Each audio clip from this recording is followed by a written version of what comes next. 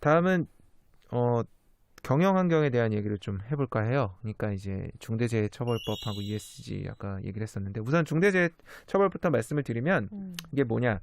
산업재해가 이제 발생을 하면 그 사업장의 사업주 또는 이 경영 책임을 맡고 있는 경영 책임자, 그다음에 이거 관리 감독하는 담당 공무원까지 다 처벌하겠다 이런 겁니다. 이게 산업안전보건법이 더 강화된 거고요. 내년 1월 27일부터 시행될 예정이고 지난달에 이 국회에서 이 통과를 했죠.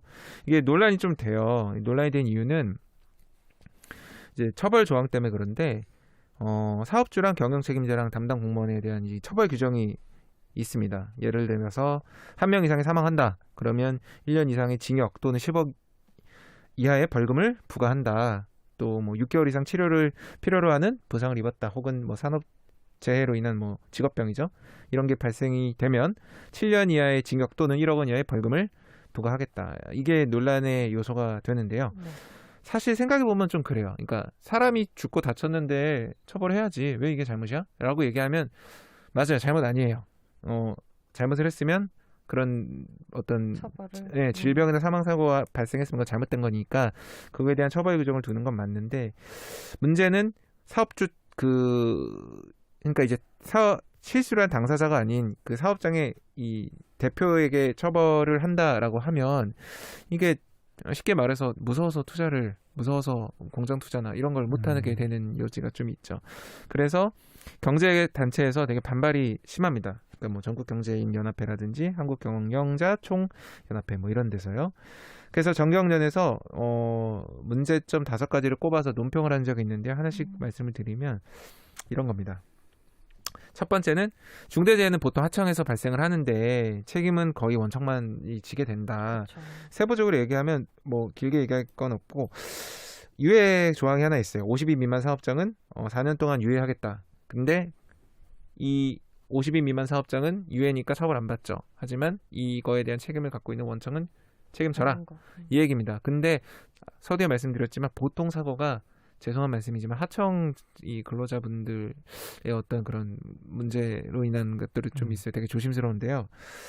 좀 그런 게 좀 있고요. 그 다음은 우리나라는 대기업보다 당연히 중소기업의 수가 많고 그리고 대기업과 중소기업이 좀 하나의 생태계를 이루고 있죠. 물건을 주문을 하면 공급을 해서 같이 선순환하는 구조인데 이렇게 중대재해처벌법이 시행이 돼서 이 처벌이 강화되면 이 대기업들이 투자를 안 하고 그럼 중소기업들은 어떻게 될까요? 어려워지겠죠. 그래서 그런 문제가 생긴다. 뭐 중기부가 2019년 조사한 내용을 하나 인용을 하면 우리나라 중소기업 중에 수급받는 기업의 비중이 42.1%래요. 그리고 이 매출액 대부분 한 80% 정도 되는데요.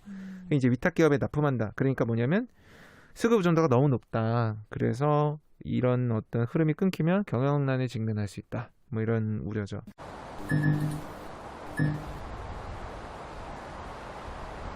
세 번째 문제는 준법 대상이 좀 불확실하다 이거죠. 사업주 경영 책임자가 이제 뭐 어디까지 그런 안전 보건 의무를 해야 되냐. 그러니까 뭐 공장에 뭐 24시간 365일 나가가지고 365일 24시간이네요. 죄송합니다. 365일 24시간 나가가지고 뭐 계속 관리 감독해야 되냐. 밥 먹는 시간도 정해놓고 해야 되냐. 뭐 어떻게 하라는 거냐. 산업안전보건법이 있어요. 사실 어떻게 관리하고 어떻게 하라. 왜냐면 제가 옛날에 불산 사고가 났을 때 이 담당 기자로서 그 삼성전자 취재를 해본 적이 있어서 아는데요. 규정이 있고 내부 관리 감독 규칙들이 있습니다. 근데 문제는 항상 사고가 그 빈틈에서 나와요. 그러니까 규정을 모호하게 놓은 이유는 아마 그런 것 같아요. 이걸 이렇게 탁탁탁 정할 수 없는 상황들이 좀 있거든요. 그래서 좀 이렇게 모호하게 했는데 이렇게 되면 이게 되게 체벌 당하는 이 기업 입장도 그렇고 이 그러니까 일을 하는 근로자도 그렇고 매뉴얼이 불명확하니까 좀 되게 혼란이 올 수 있다라는 거죠. 그래서 그런 문제가 있다 이런 거고 그다음에 다음 문제는 이 중대재해처벌법의 이 어떤 그런 위반 조항을 이 관리 감독하는 그 담당이 산업안전보건법은 이 전문 특별사법경찰관이에요. 그러니까 이쪽 관련 분야에 대한 지식을 가진 사람들. 근데 이 중대재해처벌법은 그냥 일반 경찰이 이걸 수사할 수 있어요. 그러면 이 사람이 여기에 대한 지식이 없잖아요.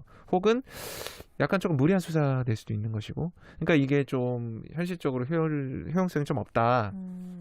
이런 얘기입니다. 그리고 마지막으로 이거는 정말 좀 참 어려운 얘기입니다만 이렇게 이 국내 기업에 대한 어떤 경영 경영 책임이라고 할까요?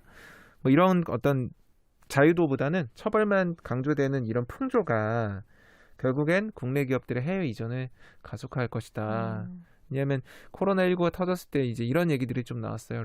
리쇼어링이라고 해가지고 해외에 나간 국내 기업들 돌아오세요. 저희가 세제 혜택도 드리고 할게요.